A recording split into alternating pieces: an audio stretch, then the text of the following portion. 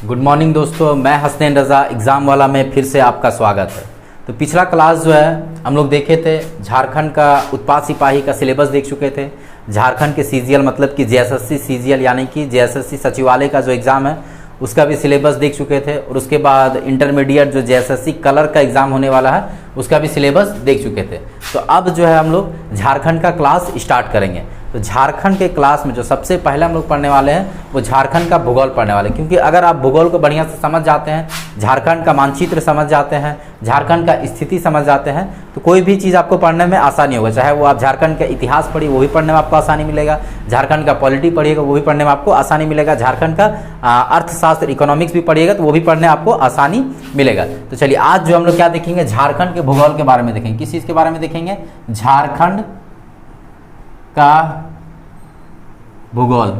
ठीक है, झारखंड के भूगोल के बारे में जानेंगे। ठीक है, तो देखिए झारखंड के भूगोल पढ़ने से पहले चाहे आप झारखंड का भूगोल पढ़िए, बिहार का भूगोल पढ़िए या फिर पूरा ऑल ओवर विश्व भर का भूगोल पढ़िए, तो सबसे पहले आप मैप को जरूर समझिए। ठीक है, कि मैप जो है कैसा कैसा हमारा झारखंड का मैप कैसा है और कौन कौन सा जिला जो आपका कहाँ पर स्थित है, इसके बारे में सबसे पहले समझना बहुत ज़रूरी है, तभी जाकर आप भूगोल को स्टार्ट करिएगा। तो चलिए सबसे पहले हम लोग थोड़ा सा समझ लेते हैं मैप के बारे में। सबसे पहले हम लोग समझते हैं मैप किसे कहा जाता है, यानी कि मानचित्र किसे कहा जाता है। ठीक है, मानचित्र किसे कहा जाता है इसके बारे में हम लोग जानते हैं। मानचित्र किसे कहा जाता है या फिर मैप किसे कहा जाता है इसके बारे में हम लोग जानते हैं। सबसे पहले समझिए मानचित्र या फिर मैप किसे कहा जाता है।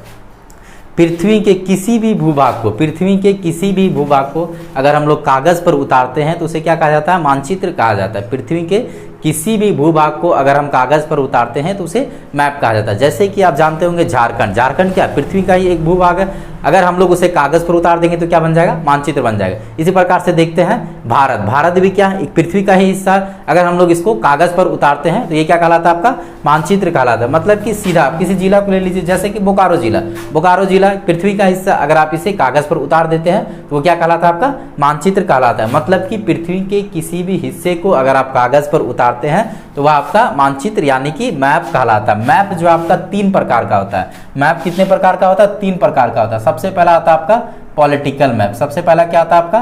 Political map. दूसरा आता है आपका फिजिकल मैप। दूसरा क्या आता है आपका? Physical map. और तीसरा आता है आपका thematical map. Thematic map. Map कितने प्रकार के होते हैं? 3 प्रकार का होता है। सबसे पहला पॉलिटिकल मैप, दूसरा फिजिकल मैप, पॉलिटिकल स्पेलिंग गलत हो गया, पॉलिटिकल मैप। सबसे पहले क्या था आपका? पॉलिटिकल मैप, दूसरा फिजिकल मैप, तीसरा थेमेटिकल मैप। 3 प्रकार का मैप होता है, यानी कि 3 प्रकार का मानचित्र होता है। सबसे पहले हम लोग समझते हैं पॉलिटिकल मैप किसे कहा जाता है। वैसा मानचित्र, वैसा मैप जिसमें स्पष्ट रूप से किसी राज्य का, किसी देश का, किसी जिला का सीमा का पता चलता है, यानी कि बाउंड्री का पता चलता है, उसे पॉलिटिकल मैप कहता है। जो जनरली हम लोग मैप देखते हैं वो आपका क्या होता है? पॉलिटिकल मैप ही होता है। जैसे कि आप मान लीजिए झारखंड में मैप ले लीजिए, तो झारखंड में आपको स्पष्ट रूप से पता चलता है कि बोकारो का सीमा कहाँ तक है, बोकारो के बाद धनबाद कहाँ से शुरू होता है, धनबाद के बाद आपका दुमका कहाँ से शुरू होता है, ठीक है, रांची कहाँ से शुरू होता है, रांची कहाँ से खत्म होता है। तो इस तरह के मानचित्र को जिसमें स्पष्ट रूप से बाउंड्री का पता चलता है, सीमा का पता चलता है, उसे ही क्या कहा जाता है? उसे पॉलिटिकल मैप कहा जाता है। ये चीज़ आप याद रखिएगा। दूसरा आता है फिजिकल मैप। देखिए फिजिकल मैप में जो आपको बाउंड्री यानी कि सीमा का पता नहीं चलता, उसमें क्या पता चलता है?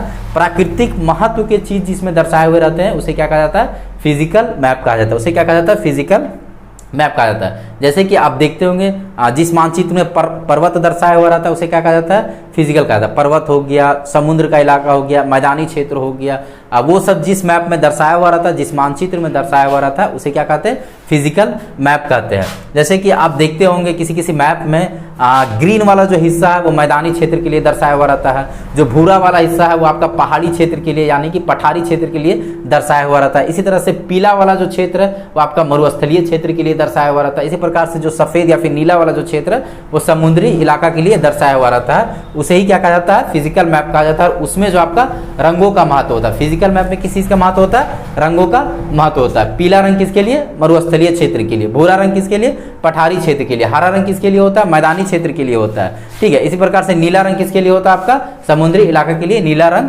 दर्शाया हुआ रहता है। उसके बाद आता है तीसरा थेमेटिकल मैप, जिस मानचित्र में, जिस मैप में विशेष रूप से किसी चीज़ को दर्शाया हुआ रहता है उसे थेमेटिकल मैप कहते हैं। जैसे कि मान लीजिए कि एक मैप है, ठीक है, एक मैप है, झारखंड का मैप है, उसमें सिर्फ और सिर्फ झारखंड का टोटली रेल लाइन को दर्शा दिया गया, रेल लाइन को दर्शा दिया गया, ठीक है, तो इसे हम लोग क्या कहेंगे, थेमेटिकल मैप कहेंगे। और मान लीजिए कि सिर्फ और सिर्फ उसमें क्या दर्शा दिया गया है, रोड या फिर हाईवे को दर्शा दिया गया है, मतलब किसी विशेष चीज़ को ही दर्शाना, जिस मानचित्र में किसी विशेष चीज़ को दर्शाया हुआ रहता है उसे क्या कहा जाता है, उसे थेमेटिकल मैप कहा जाता है। तो मैप कितने प्रकार के, 3 प्रकार के, political map, physical map, thematic map. Map किसे कहा जाता है, ये सब सारा चीज़ समझ गया। चलिए आगे देखते हैं।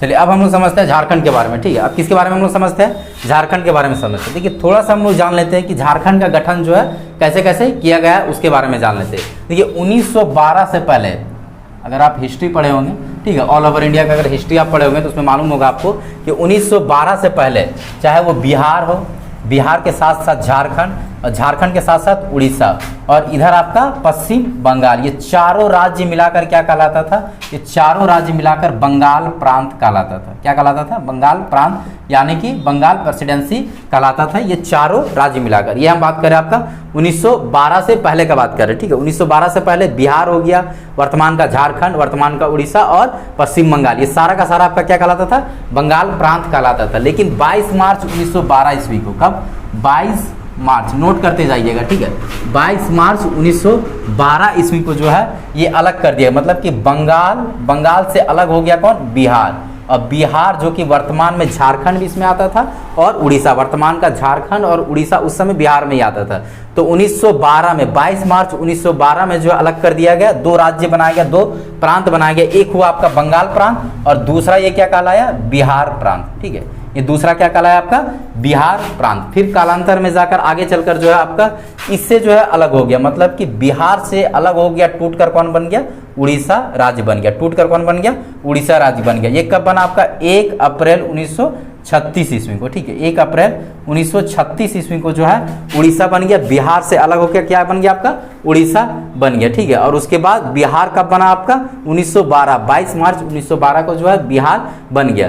उसके बाद जो आपको पता होना चाहिए, झारखंड का गठन कब हो गया, क्योंकि इस समय अब क्या बच गया, बिहार और झारखंड एक हो गया, और इधर उड़ीसा अलग तो हो ही चुका, इधर बंगाल भी अलग हो चुका, यहाँ पर कौन बच गया आपका, झारखंड। ये झारखंड का गठन कब हुआ, ये झारखंड का गठन आपको पता होना चाहिए 15 नवंबर 2000 को जो आपका झारखंड का गठन हुआ। झारखंड का गठन कब हुआ, 15 नवंबर 2000 को जो है झारखंड का गठन हुआ, मतलब कि बिहार से अलग होकर जो है 15 नवंबर 2000 को झारखंड का गठन हो गया, और बिहार का लगभग 46% हिस्सा लेकर जो है आपका झारखंड का गठन हुआ था। बिहार का 46% हिस्सा लेकर किसका गठन हुआ, झारखंड का गठन हुआ। इसीलिए आप देखते होंगे 22 मार्च को बिहार दिवस के रूप में मनाया जाता है। बिहार दिवस के रूप में कब मनाया जाता है, 22 मार्च को मनाया जाता है। 1 अप्रैल को जो है उत्कल दिवस के रूप में मनाया जाता है, उत्कल दिवस, ठीक है। इसी दिन जो आपका उड़ीसा का गठन हुआ था, इसीलिए इसे उत्कल दिवस के रूप में मनाया जाता है 1 अप्रैल को। उड़ीसा का गठन किससे हुआ, बिहार से अलग होकर। बिहार का गठन किससे हुआ,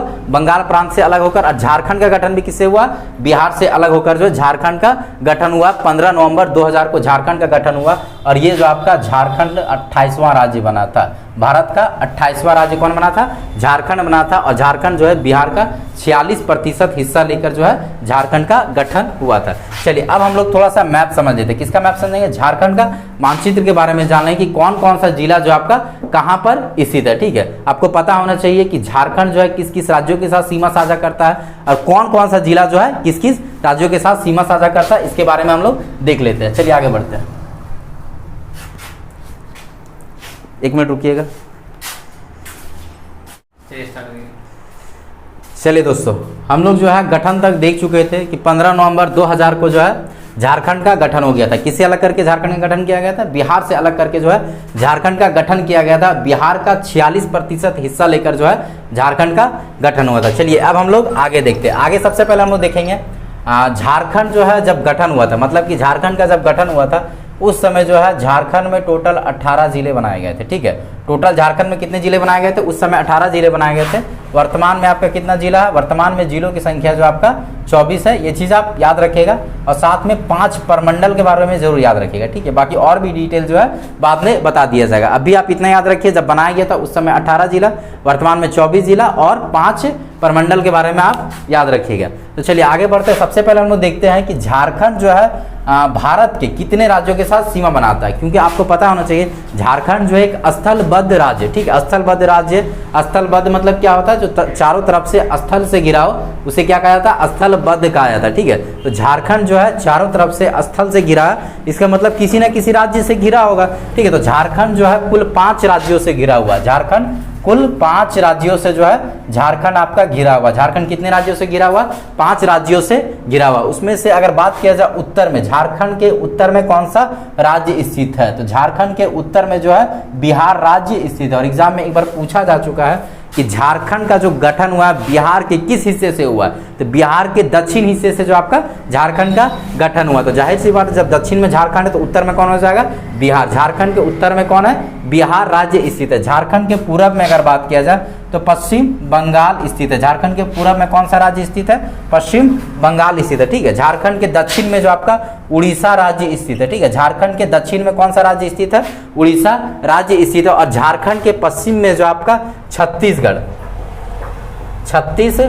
तथा छोटा सा हिस्सा जो आपका उत्तर प्रदेश राज्य का टच होता है, ठीक है। छोटा सा हिस्सा उत्तर प्रदेश के साथ सीमा बनाता है। तो झारखंड जो है कुल 5 राज्यों के साथ सीमा बनाता है। उत्तर में बिहार, पश्चिम बंगाल में पूरब में पश्चिम बंगाल, उसके बाद दक्षिण में आपका उड़ीसा और पश्चिम में कौन आता है? छत्तीसगढ़। और छत्तीसगढ़ से सटा हुआ आपका है उत्तर प्रदेश, ठीक है। छत्तीसगढ़ से ही सटा हुआ उत्तर प्रदेश।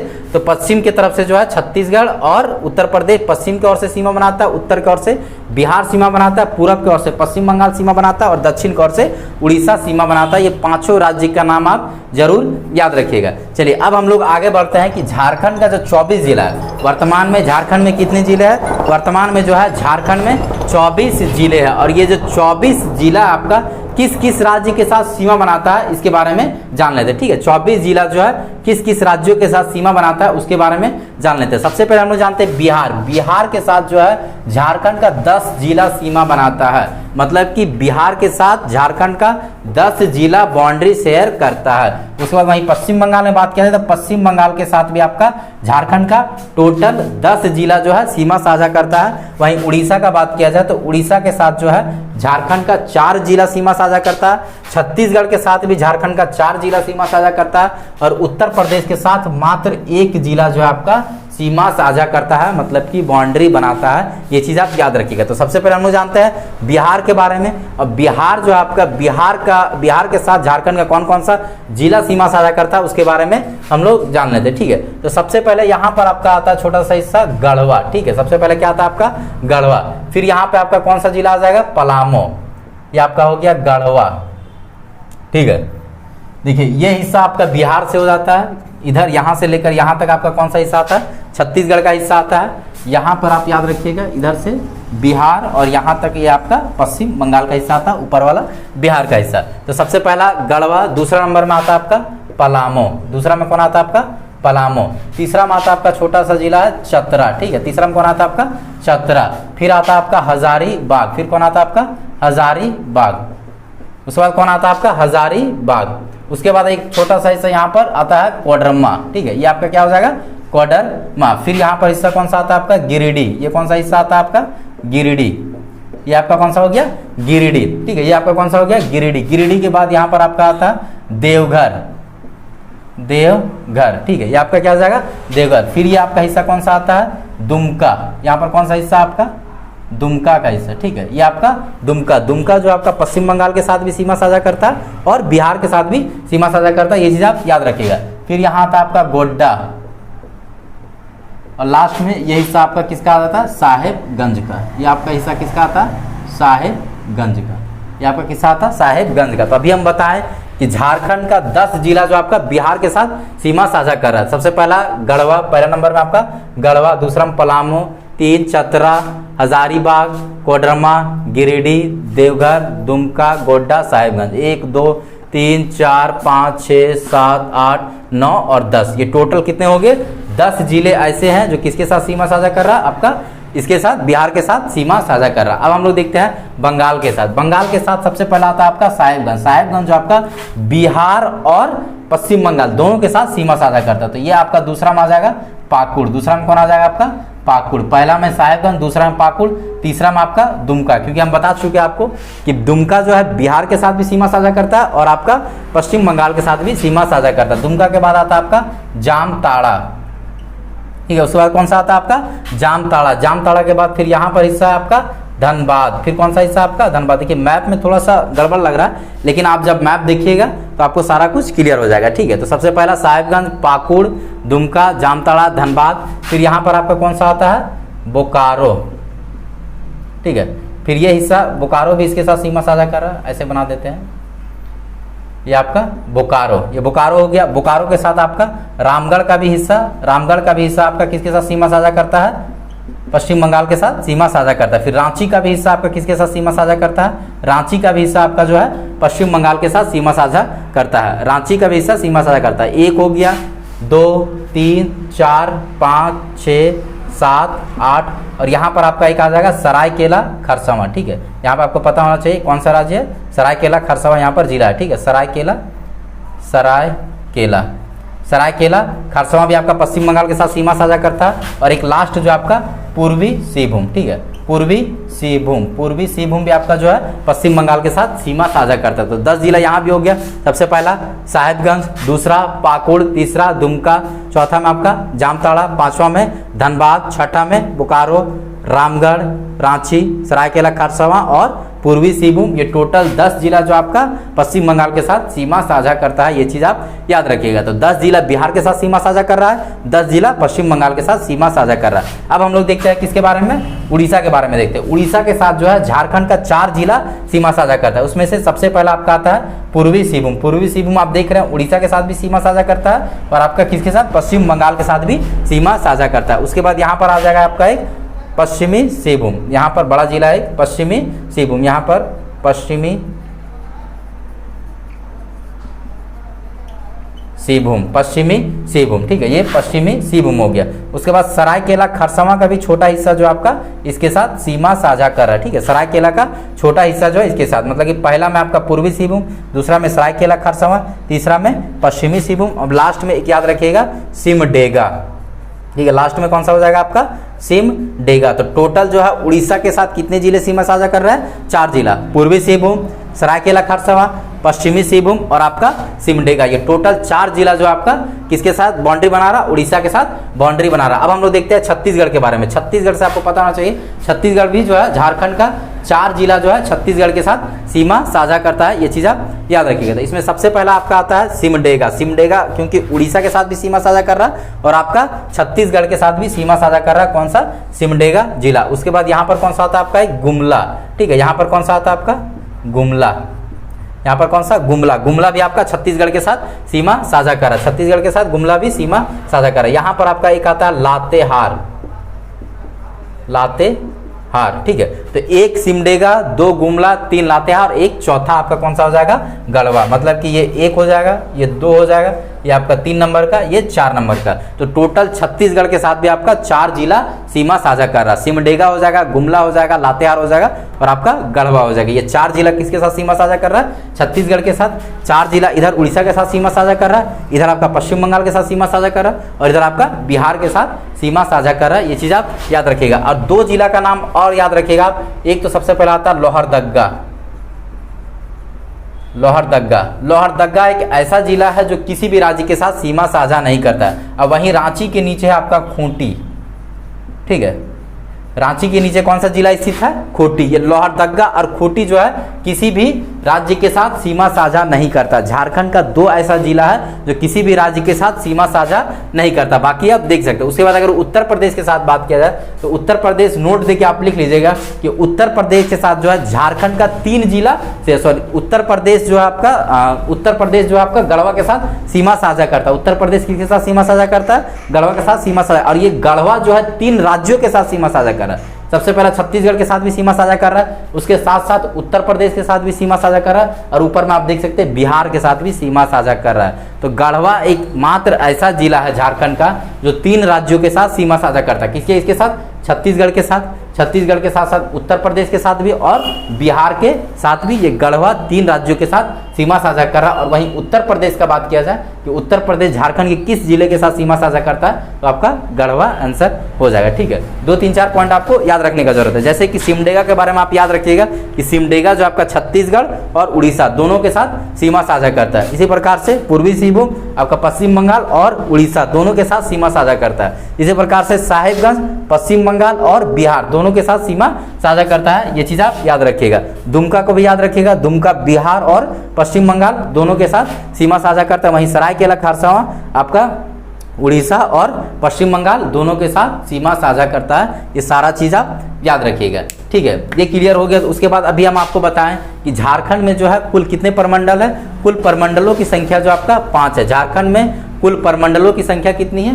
5 है। ठीक है, सबसे पहला प्रमंडल आता है आपका उत्तरी छोटा नागपुर, दूसरा आता है आपका दक्षिणी छोटा नागपुर, तीसरा आता है आपका संथाल परगना प्रमंडल, चौथा आता है आपका कोल्हान प्रमंडल, और 5वां जो आता है आपका पलामू प्रमंडल। ठीक है, इसको पहले मिटा देते हैं, उसके बाद फिर हम देख लेंगे। सबसे पहले आप मैप याद कर लीजिए, कहाँ कहाँ सा कौन सा जिला जो है आपका स्थित है और कौन सा जिला किस राज्य के साथ सीमा साझा कर रहा है। चलिए आगे बढ़ते हैं अब।